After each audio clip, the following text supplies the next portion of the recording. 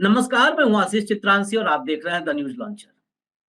24 घंटे सदन में वक्फ संशोधन बिल पर बहस हुई। करीब करीब 24 घंटे लोकसभा और राज्यसभा दोनों मिलाकर तमाम स्पीचेज जो अलग अलग सांसदों के भाषण थे आपने सुने होंगे, लेकिन 5 सांसदों का भाषण हमने इकट्ठा किया है। ये 5 सांसदों का भाषण ऐसा है जिन्होंने भरी संसद में मोदी और शाह को पानी पिला दिया।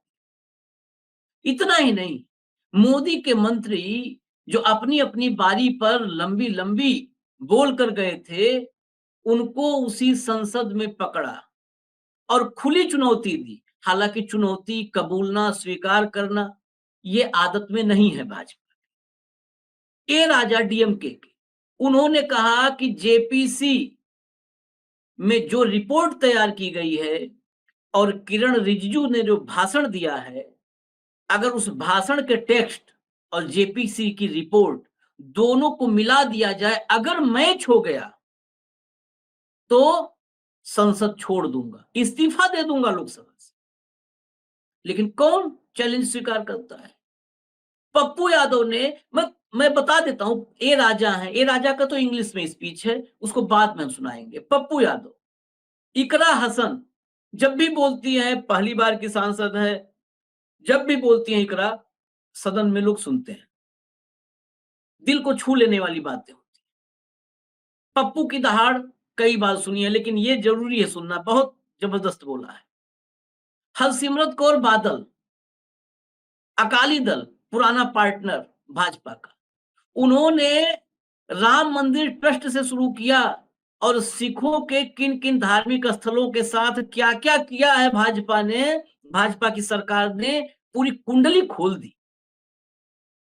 उसके बाद अभिषेक मनु सिंघवी, उन्होंने ऐसा चैलेंज दिया कि हमारे जो है सभापति जगदीप धनखड़ साहब, वही उछल पड़े।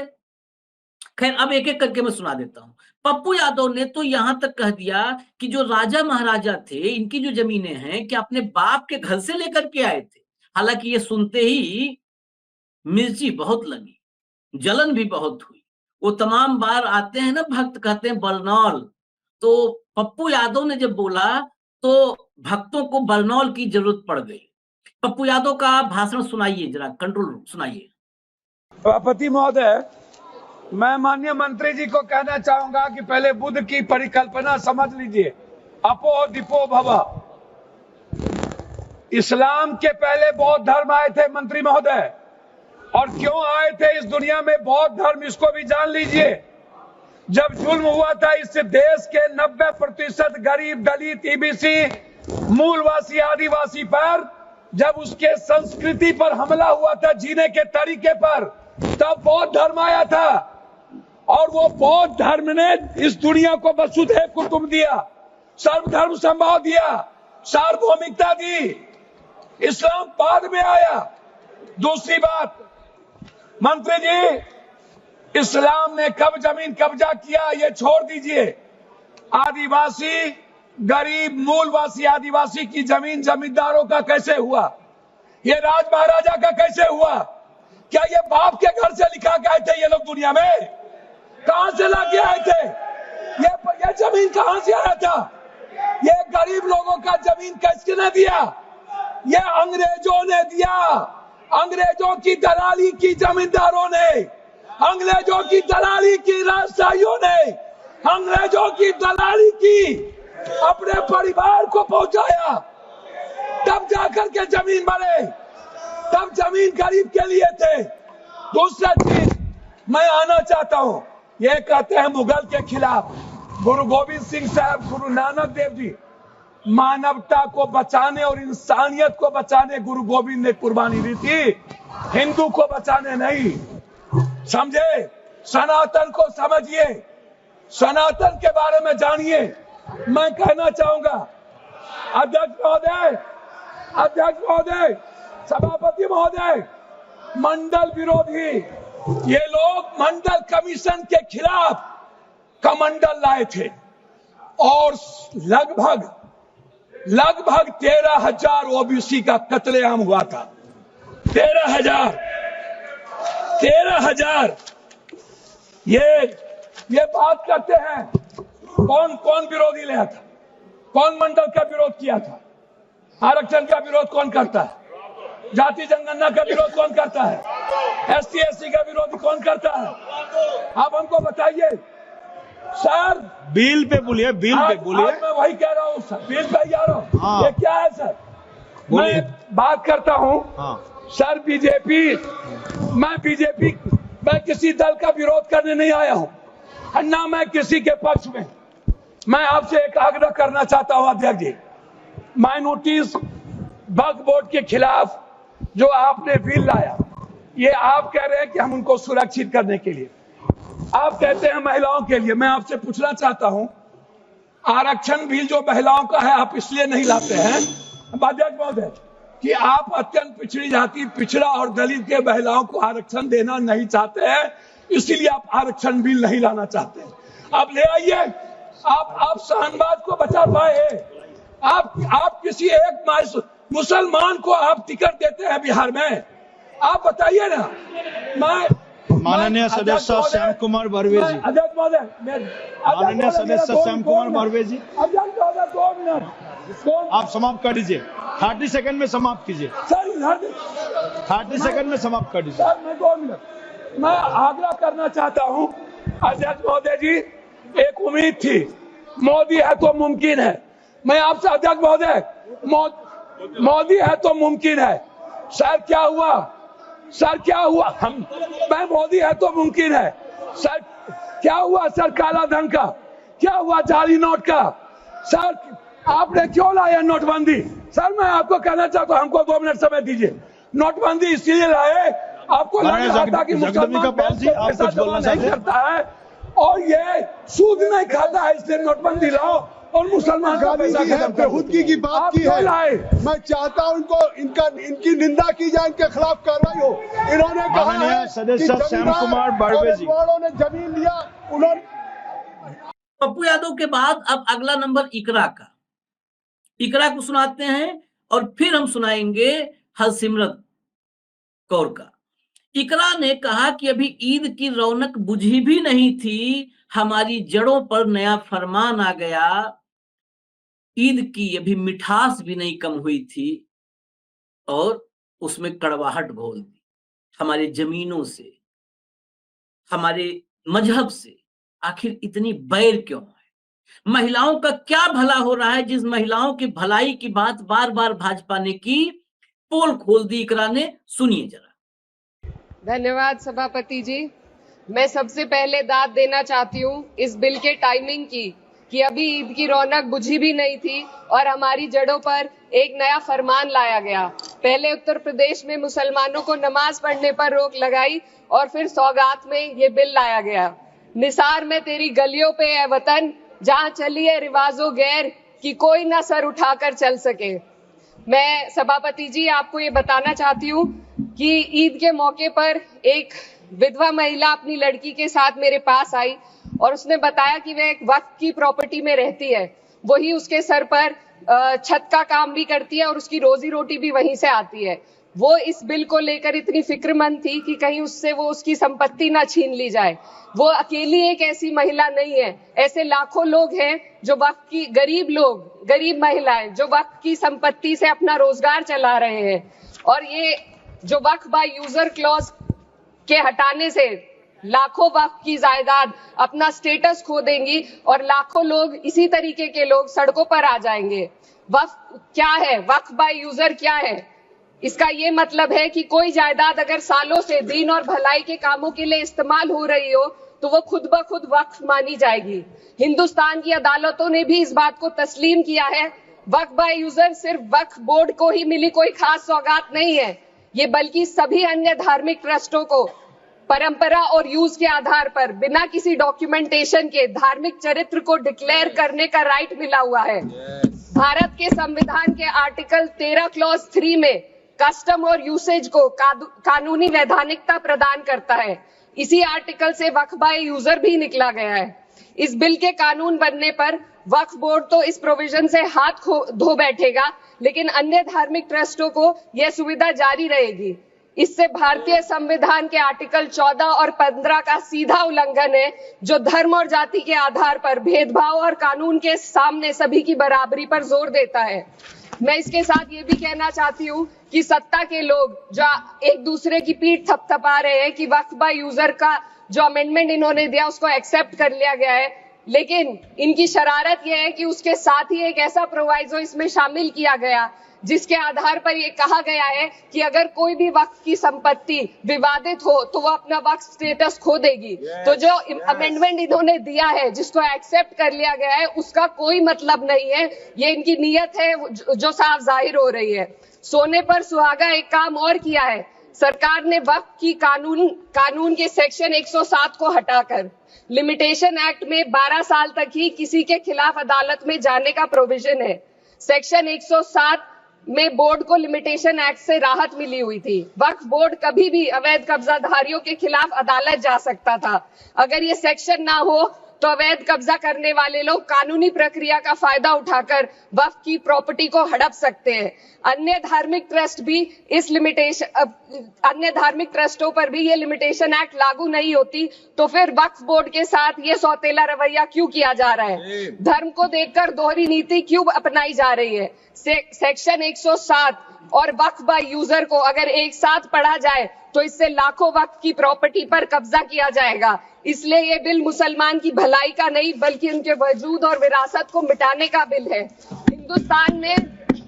हिंदुस्तान में बहुत सारे धार्मिक ट्रस्ट हैं जिसमें उस खास मजहब के लोग शामिल होते हैं और उसका इंतजाम करते हैं, और ये बात समझ में आने वाली भी है क्योंकि जो व्यक्ति अपने मजहब के रीति रिवाज को जितना अच्छे से समझ सकता है, किसी अन्य मजहब का व्यक्ति नहीं समझ सकता। आर्टिकल 26 क्लॉज 2 के तहत धार्मिक संप्रदाय को अपने मजहबी इदारों के एडमिनिस्ट्रेशन का हक देता है, लेकिन वक्फ बोर्ड के बारे में इसको उल्टा किया जा। Sir 2 minute sir please 2 minutes.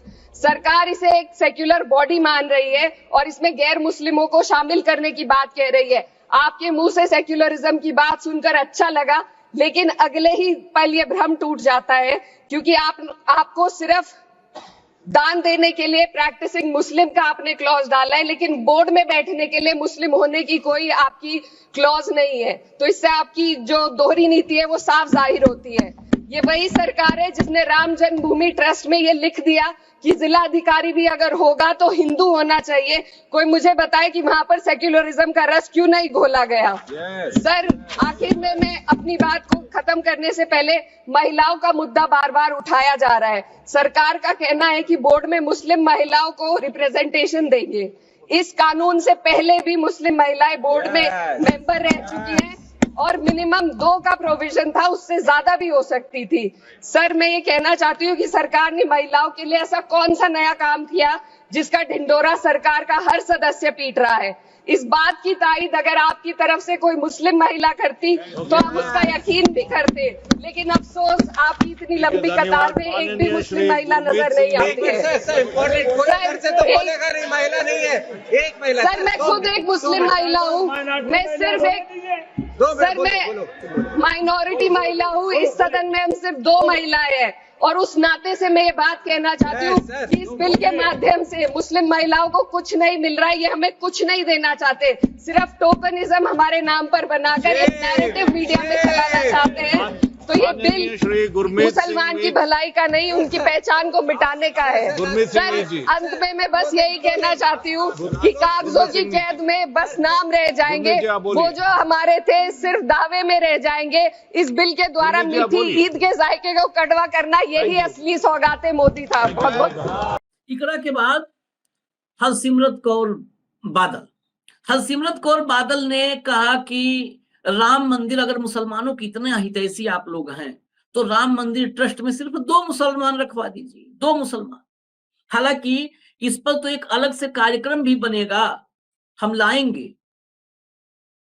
जो राम मंदिर ट्रस्ट है उसमें अयोध्या के डीएम वो पदेन सदस्य होते हैं, लेकिन ऐसा प्रावधान करके रखा गया है। अब सोचिए यहाँ पे गैर मुस्लिम चलेगा वक्फ बोर्ड में, लेकिन वहां स्पेशली प्रावधान है कि अगर कभी अयोध्या का डीएम मुस्लिम होगा तो वो मुस्लिम डीएम उस बोर्ड में, उस ट्रस्ट में नहीं रहेगा पदेन सदस्य, उसकी बजाय हिंदू एडीएम पदेन सदस्य होगा। हरसिमरत कौर बादल ने आगे सिख धार्मिक स्थलों की गिनती बता दी कि उनके साथ क्या क्या किया है भाजपा की सरकार ने, एसजीपीसी के साथ क्या कर सकती है, सिखों के लिए मतलब धुआंधार भाषण दिया है। जरा सुनिए हरसिमरत कौर बादल को। सर, सुबह से मैं इस बात में मैं बहुत कंफ्यूज चल रही हूँ, सोचने की कोशिश कर रही हूँ कि जिस पॉलिटिकल पार्टी का पिछले 3 पार्लियामेंट जो 14, 15, 16 लोकसभा से मैं देख रही हूँ कि इनका वहां से लेकर यहाँ तक एक भी मुस्लिम मेंबर नहीं है।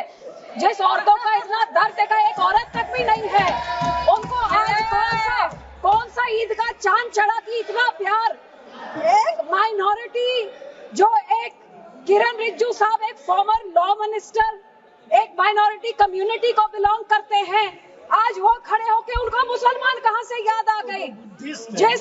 जिस माइनॉरिटी कम्युनिटी, जिस पार्टी की सारी पॉलिटिक्स ही हिंदू मुस्लिम की पोलराइजेशन पे डिपेंडेंट है, जिसकी सारी राजनीति ही है पाकिस्तान मुसलमान खालिस्तान, आज इनको इतना दर्द कहां से आ गया कि हमारी मुसलमान बहनें, हमारे मुसलमानों का पैसा वो सही लग जाए।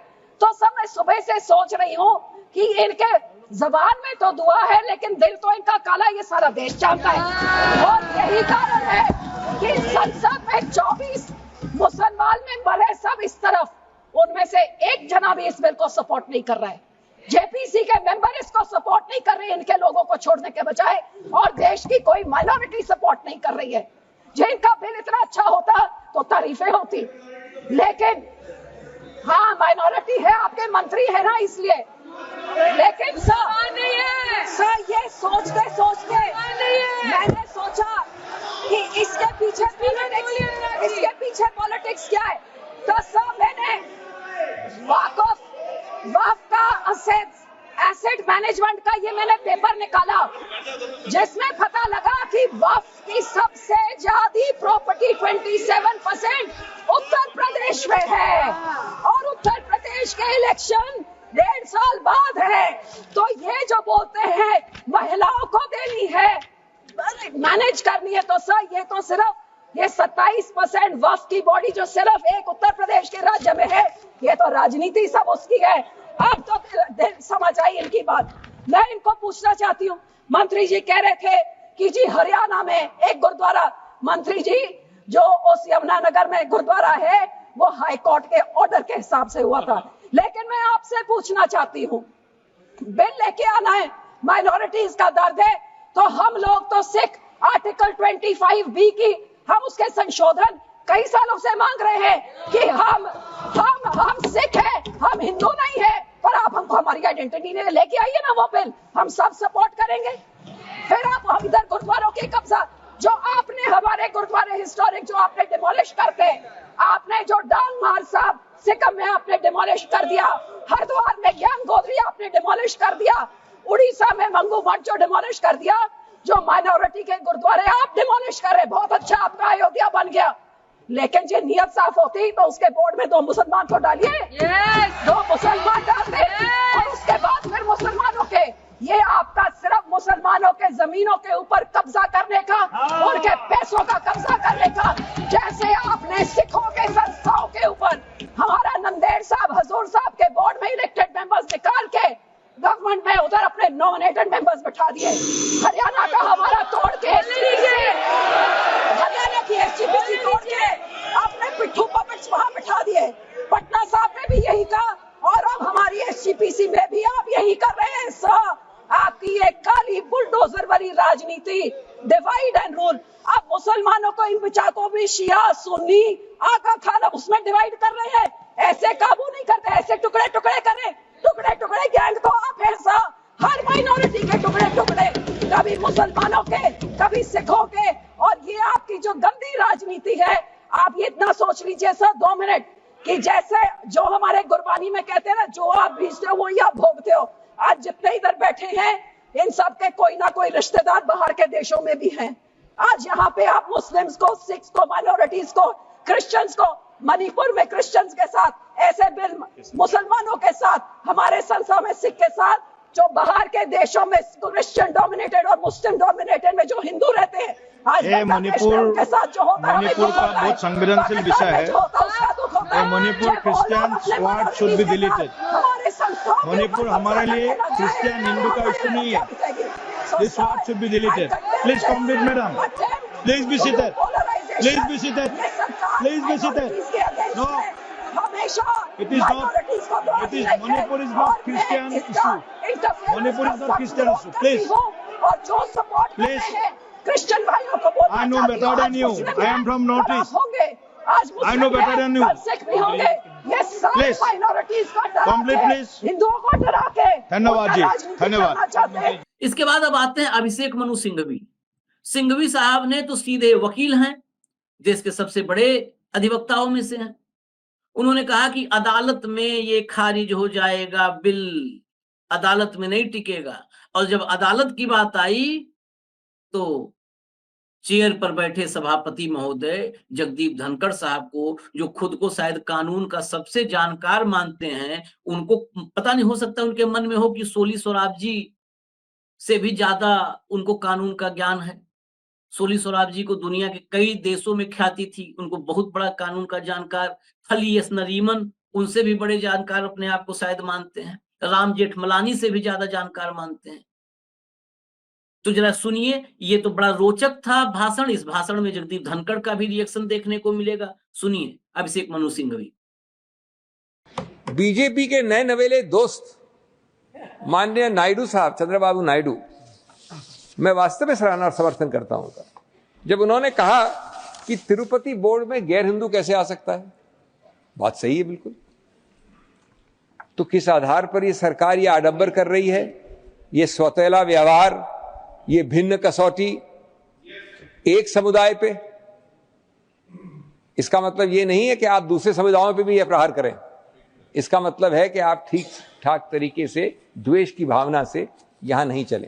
अब आखिर में इंग्लिश में स्पीच है, लेकिन समझने लायक है और बहुत अच्छा है। उसमें हिंदी में भी बोला है, कुछ पार्ट हिंदी में भी बोला है ए राजा ने, लेकिन मैक्सिमम इंग्लिश में है। इन्होंने सीधा जो भाषण दिया, इंट्रोड्यूस किया बिल को किरण रिजिजू ने, और तमिलनाडु में एक गांव, उस गांव को तो गोदी मीडिया ने खूब बताया कि 2000 साल पुराना इतिहास, 1500 साल पुराना मंदिर, उसके बारे में भी सच्चाई बता दी और किसी की जुबान नहीं खुली। इतना ही नहीं, जेपीसी में जो ज्वाइंट पार्लियामेंट्री कमेटी थी, संयुक्त संसदीय समिति वक्फ बिल को लेके बनी थी, उसकी जो रिपोर्ट है, चैलेंज किया है राजा ने कि उसकी रिपोर्ट और रिजिजू के भाषण के टेक्स्ट को, दोनों को मिला लिया जाए। अगर दोनों में मैच हो गया तो मैं इस्तीफा दे दूंगा, छोड़ दूंगा संसद। ये बहुत बड़ी चुनौती थी, और ये चुनौती इसलिए महत्वपूर्ण है क्योंकि संसदीय जेपीसी, संयुक्त संसदीय समिति की रिपोर्ट, उसी के जो रिपोर्ट है उसी के टेक्स्ट से या उसी भावनाओं को लिए हुए ही स्पीच होनी चाहिए थी उस बिल को इंट्रोड्यूस करने के लिए, क्योंकि बिल जेपीसी से आ रहा था। लेकिन उस पर जवाब देने के लिए कोई नहीं आया, क्योंकि शायद ए राजा की चुनौती में दम था। सुनिए ए राजा का भी भाषण सुन लीजिए। Where he got such a courage to explore the entire cock and bull stories in the parliament. Sir, Madam, I dare to say the Honorable Minister, please go through your speeches tomorrow by text. Compile the text and do tally with the JPC report and the documents submitted with the JPC. If it tallies, I will resign from this house. You recall your memory. When you introduced this bill, you said what prompted to introduce this bill.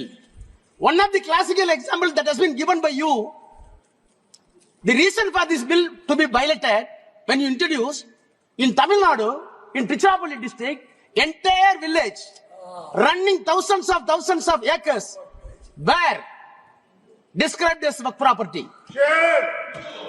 JPC came into Tamil Nadu. The district collector came to depose evidence, and the secretary of the revenue department came to the evidence, CEO of the court came to evidence. All three officers came to JPC. The chairman is sitting here. Deposed evidence. The cock and bull story that has been built by you and expressed by you has been demolished. In spite of the cock and bull story, no interference. No interference. Having said the cock and bull story, now we are coming a new cock and bull stories to say the parliament was given to Waqf board. Sir, madam, the irony is that the minorities' rights are going to be protected by way of this bill, where the party is having no members of parliament Muslim community. There is no Muslim MP to introduce and pilot the bill and support the cause of the bill. They are not able to produce a single member of parliament, and they are giving moral advice to us how the secularism